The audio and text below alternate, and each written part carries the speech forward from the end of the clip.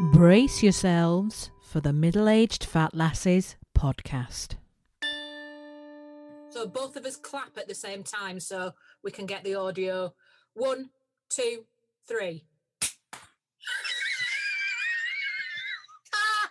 We have to clap at the same time. As you were doing this, I'm like, shit, I can't do this. Right. 1, 2, 3. What if I went do do do do do do? Woo! That's as near as we're going to get it.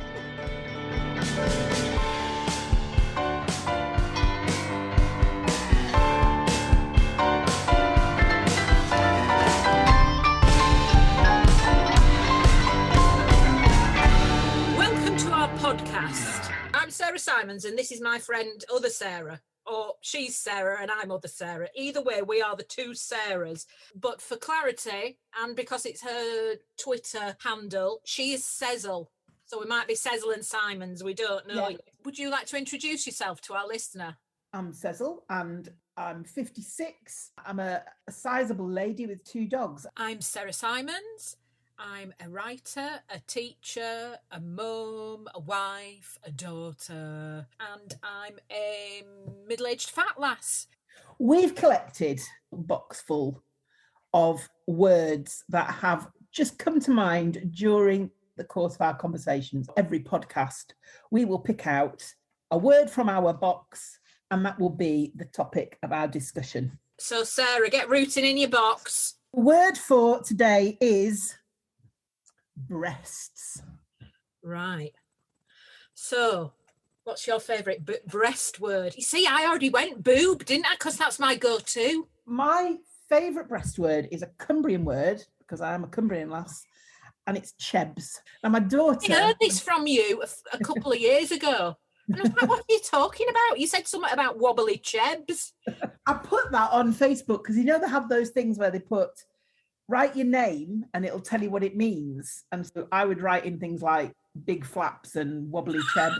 Childish fun, I realise.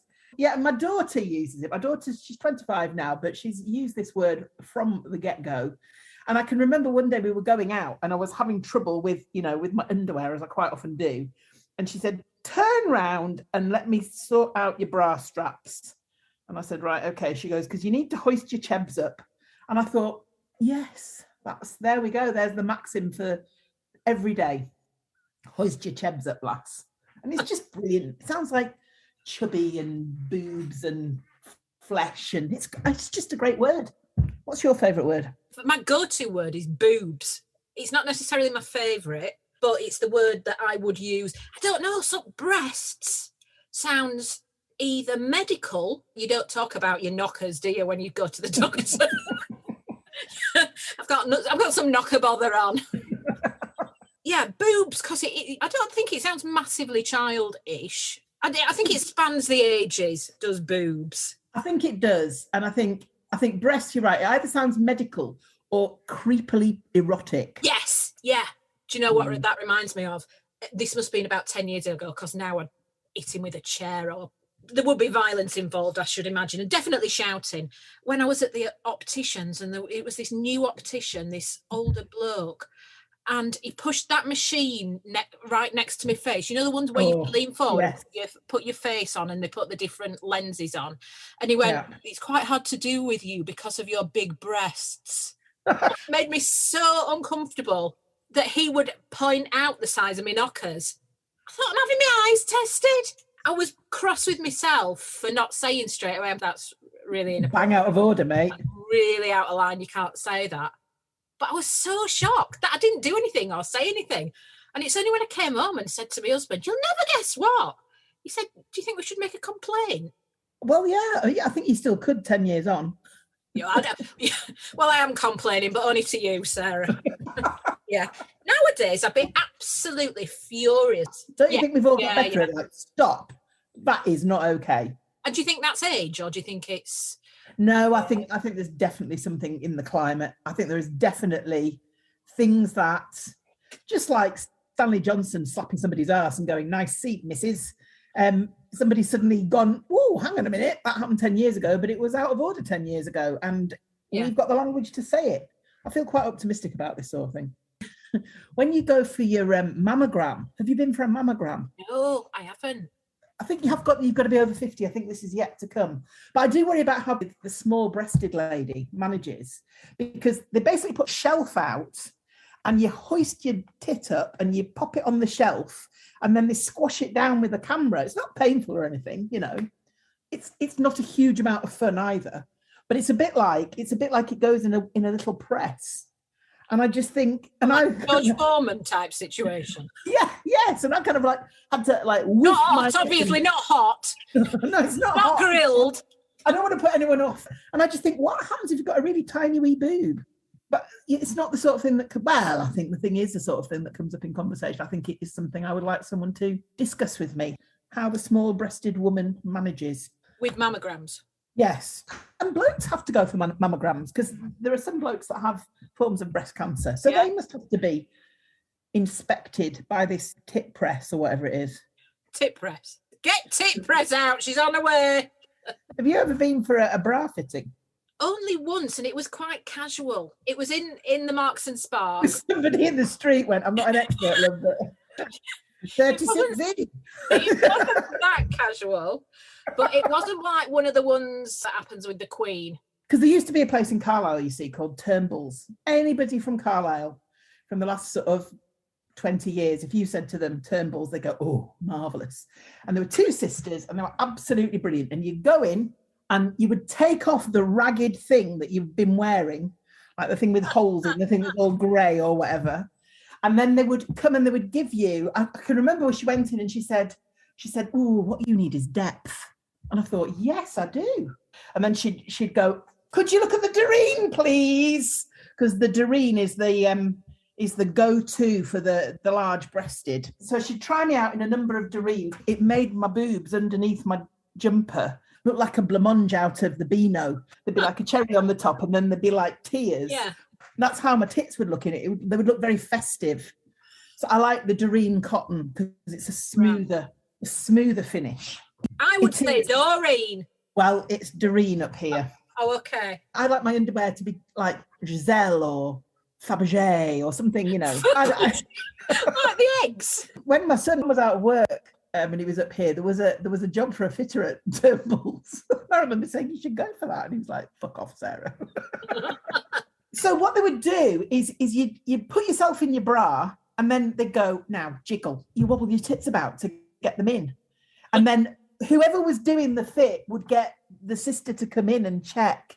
And like she'd poke her fingers down the back of the strap to make sure there was plenty of give so it's not digging in. And then you go out and you just like feel like this busty queen, just amazing. But my friend Louise once went in and Louise is a small-breasted lady. And one of the things that the lady said to her in Turnbull's is the small breast is as hard to fit as the large. Oh. There you go. So I think small-breastedness, we often think about having big knockers is kind of inconvenient and has all sorts of troubles to it. But I think small-breastedness can have its downsides as well. I'd love small boobs. Oh, no. I'd maybe like to try them out. Just for the day? No, I'd need longer than the day. Because I imagine how lovely it must be running if you've got small boobs, or even any sort of movement whatsoever, that you're not having to wear 3 bras and then sellotaping yourself down and wearing some sort of armour. I like having big boobs. I love it. I mean, there are times when I do feel like I'm wrestling a couple of inquisitive piglets. I don't not like big boobs. I would like the convenience of smaller ones. Why do you like it? I feel it kind of lends me a very powerful femininity. I don't know. Sometimes they are like comedy tits, like Gazza's worn to come off the plane from an England tour or whatever. Did that, I thought, oh, I recognise those. When that sort of thing was okay. But I just think there's a certain, and I don't necessarily mean sexual, but there's a certain power, there's a certain gravitas. You know, I take my role as a mother figure very, very seriously and very strongly. And so I feel that's part of my identity. One of the things I've worried about a lot, you know, we talked about mammograms, is I know there's been friends of mine who've had mastectomies, who've lost a breast. And I think about how challenging that must be because it's such a fundamental part of your body. No, I like having big knockers, even though, you know, it used to be that people would go, "Why, melons!" across the road at you, you know.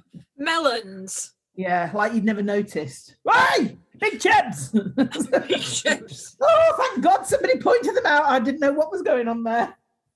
I think my favourite word for breasts, boobs, and I heard this from a costume designer many years ago, and it's just stayed with me. And I was thinking, she must have to use the term quite a lot when you're dressing lots of people and working quite intimately with people that you don't know. But she referred to them as giddies. Oh, Giddies. Oh, look at them giddies. Beautiful pair of giddies. And it just feels almost decorative. yes. Do you know what I mean? It feels something to move and kind of, Put tassels on. yeah, and change dependent on mood. You know, are you wearing your giddies high today? Or are we flattening the giddies? Or do they need a bit of support due to movement? What are we doing with the giddies today? The girls as well. Yeah, I like that. It makes it feel friendly. Yeah, part of a team. What word for breasts don't you like? Oh, norks. Oh. It sounds very laddish. Sounds like the sort of thing somebody might say disparagingly. I don't like it. I don't like shirt potatoes either. Shirt potatoes. I'm not familiar with that. I don't like jugs. Oh, I see. I do quite like jugs. You see, I don't like it because for me, jugs have milk. Too much of a crossover between the functional reason for boobs, yeah, and sexualizing them. I feel like it should be one or the other. I always imagine a kind of a buxom barmaid holding a couple of frothy jugs of ale. There's a pub in Stratford in East London called the Two Dumplings. And there's a picture of like a bosomy lady with a mob cap and like a plate with two dumplings. See, I like bosomy. Bosom sounds very matronly, doesn't it? She had a steep bosom. Well, I do sometimes, so I need to sort my bosoms out. Bosoms is different, isn't it? Where it's a 2-for-1. Did you breastfeed? Yeah, I did. I was rubbish at it though. My son was 9.5 pounds when he was born, so he was a big lad, but he was very long and slim. And I felt there was so much pressure to breastfeed. And of course, it's what I wanted to do. I wanted to be good at it. Yeah. You know, it's a bonding thing. It's all of that. But it just didn't work out for us. And I kept on trying and kept on trying. And I did it for about 6 weeks. I kept suggesting to the midwife and to various, people who came to see you that we move him onto formula because he was getting so slim, so tiny weeny. And after about 6 weeks, it was just stressing me out so much that he was getting so small. And we tried him on some formula just to see what happened. And it was like pulling a string on a dinghy, just exploding giant, all of it. And he couldn't stop eating. And he was clearly really, really hungry. And it wasn't he was getting a tiny bit from me, but not what he needed. I know. I think that made me kind of almost disassociate with my boobs because I wanted my money back. I've got these things that I've put up with all these years that have been, the decorative, the quite nice shapes, all of that. They look quite nice in various dresses. I like cleavage. Yeah. But they've also got on my nerves quite a lot that, I couldn't move like I wanted to. And I felt like a lot of my identity that other people saw, I didn't feel, but other people saw my identity as boobs. And that's not necessarily in a sexual way or in a matronly way. It was just, I felt like, Sarah, all right, with the boobs. But then for them to not do the job, I was like, oh, for fuck's sake, what is the point of these then? Maybe that is why I feel quite positive about my boobs, because I got into being a champion breastfeeder. I was dead good at it. I remember when I had Tom, I couldn't get him to latch on. My mum came to see me, tiny, fierce little Scottish lady. And I was in bed and she got about 20 pillows and she made like this pillow fortress. So I was completely supported.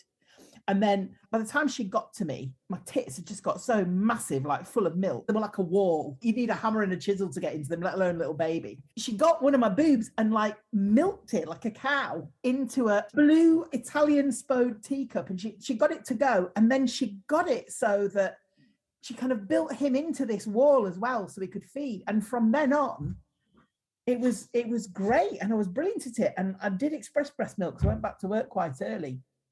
And it was one of the few things that my ex-husband was really proud of.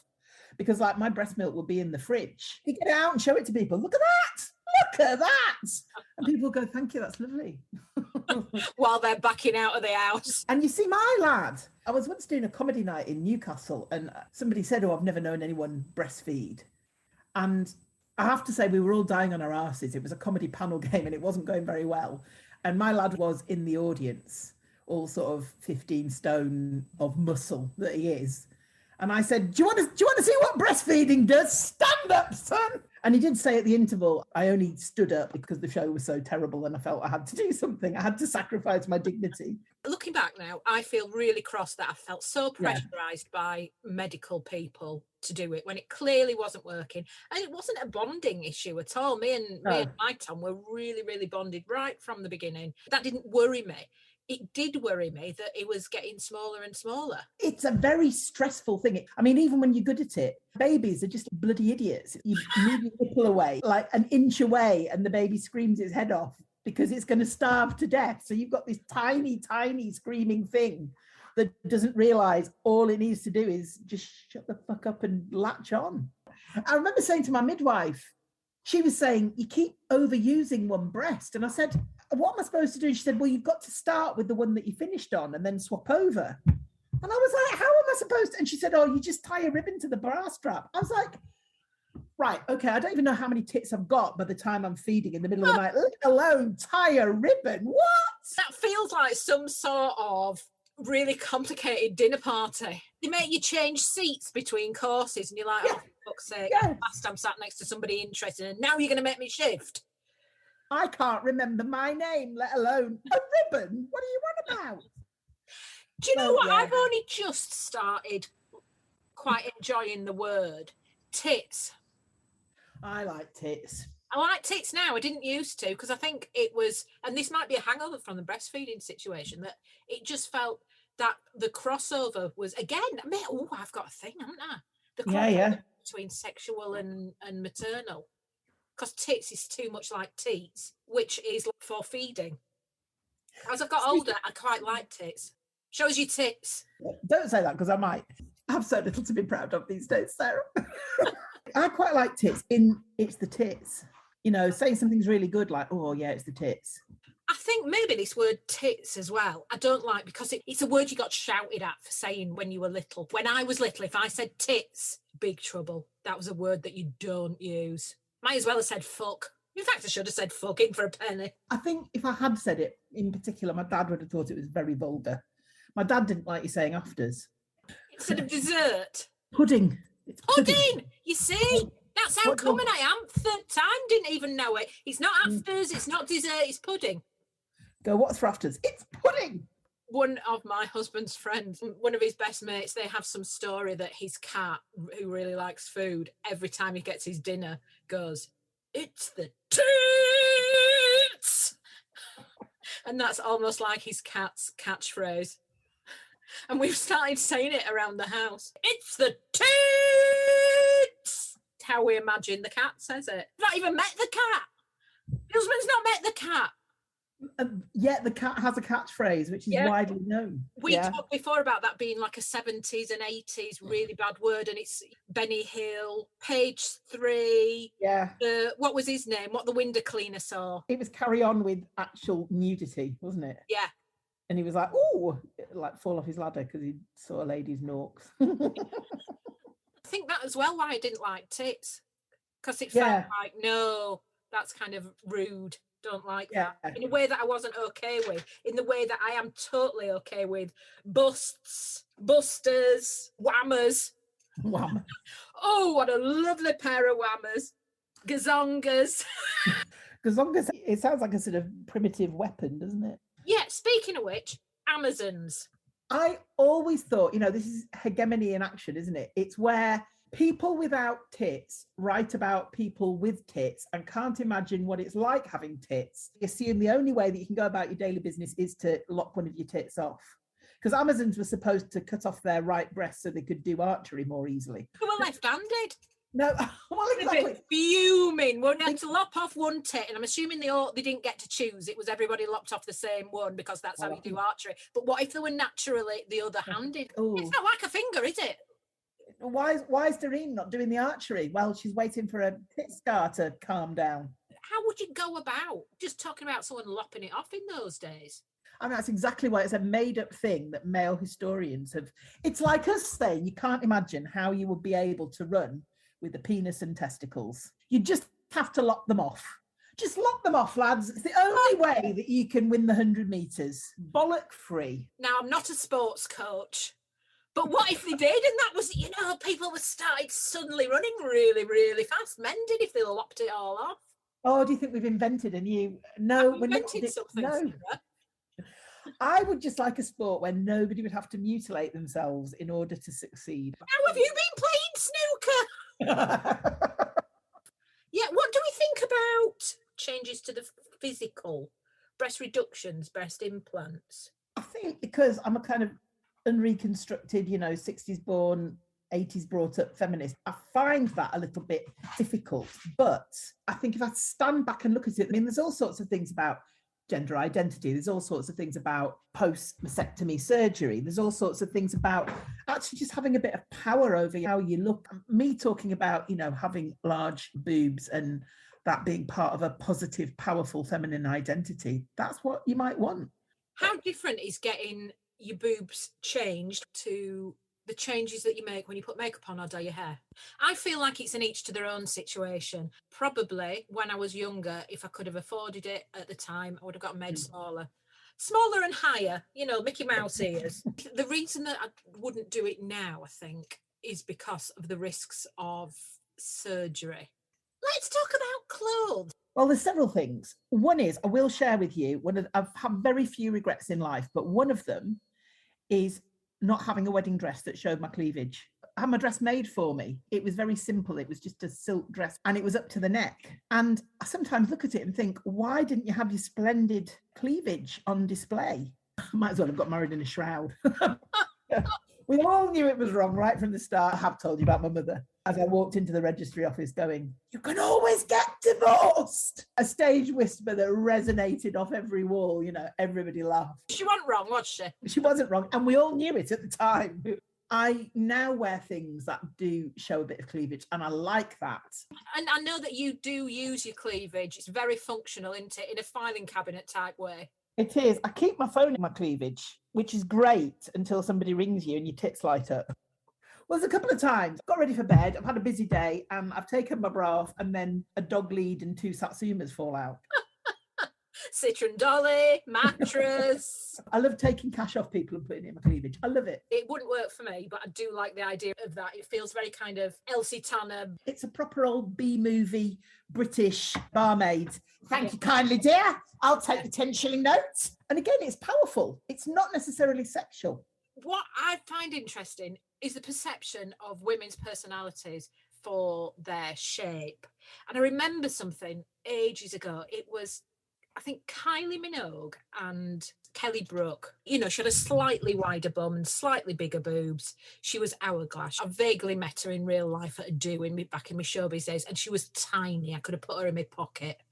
And she was like the big round person, the round, sexy Jessica Rabbit type. And I remember seeing it in the newspapers that she'd worn the same dress that Kylie had worn. Kylie looked kind of couture and elegant and just graceful in it because she's teeny weeny, isn't she, and has a small boob. Whereas Kelly with the bigger boobs, which is what I believe they called her in the playground, she looked really, really sexual in it. And it was the same dress. And that's the thing, did she look sexual or was that the perception of what somebody with bigger boobs looks like? It's so difficult to just divorce ourselves from our bodies and the expectations that people have of you. Well, that's a whole size thing, not just necessarily a breast thing.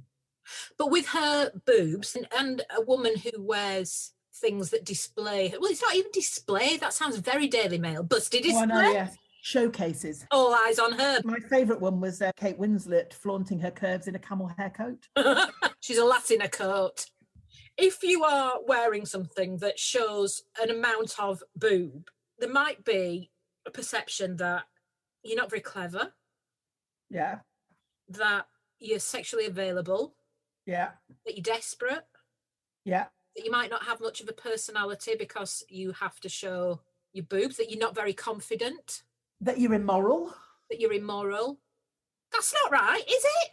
No, but then all you have to do within our image obsessed world is to show somebody that someone's clever is put a pair of specs on them. So I just think we have this one-dimensional image obsession. Everything, it has to be so easily accessible and understood. We've got these stereotypical shortcuts that we then can't break free of in real life. It is that thing where men in literature, when they're describing a woman, they draw attention to her breasts, or that she must be thinking about her breasts all the time. And I know we've spent the best part of the afternoon chatting non-stop about our breasts, but they are just part of your body.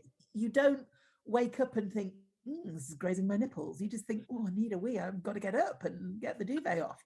Whereas people's nipples, and somebody wrote something on Twitter, I can't remember who it was, but somebody wrote, you know, she breasted boobily towards the kitchen. You just can't get away from them. They are fascinating.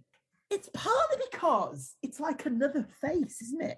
I remember somebody describing his wife when she was breastfeeding as them being like clown's tears. It's because nipples look a bit like eyes, and they're kind of right underneath your eyes. And there's two of them: eyes, ears, tits. Yeah. That almost sounded like a public information warning, didn't it? Eyes, ears, tits. Look after them. It's a breasts in literature. Breasts as other.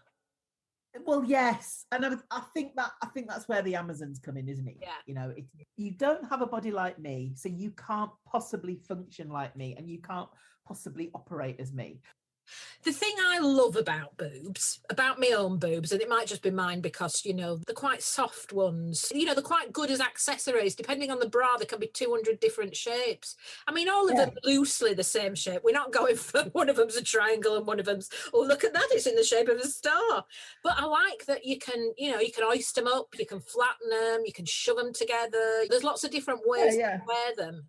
I like that. But as I say, it might be just because mine are they're almost like water now. They fit whatever shape is given and then to when them. you lie on your back, they're under your arms. Let's talk about different fashions of the body, especially to do with breasts. Because when we were growing up, it was page 3 and that sort of thing, wasn't it? Where it was all very, very slim girls, tiny little bottoms, and then massive pairs of knockers. And that's what you were supposed to be like. If you had a big bum in those days, you were, no, off your trot, no. I have thought recently that, you know, 17-year-old me would have just died at the thought that Kim Kardashian paid however many dollars to get an arse that I'd just grown myself. Well, you see, Jennifer Lopez invented the bottom, didn't she? Oh, right, okay. You see, before that, they didn't exist, but Jennifer Lopez brought them into popular culture. And since then, you know, she's given her bum crown, to the Kardashians. I've very much enjoyed prodding around the world of breasts. So we shall reconvene at a later date and chat about something else, shall we? Yes. For now, I think we've covered breasts. This has been the two Sarahs, Sezl Simons. Do join us again soon. You've been listening to the Middle-Aged Fat Lasses podcast. Subscribe now to make sure you don't miss an episode. And to find out more, visit middleagedfatlass.com.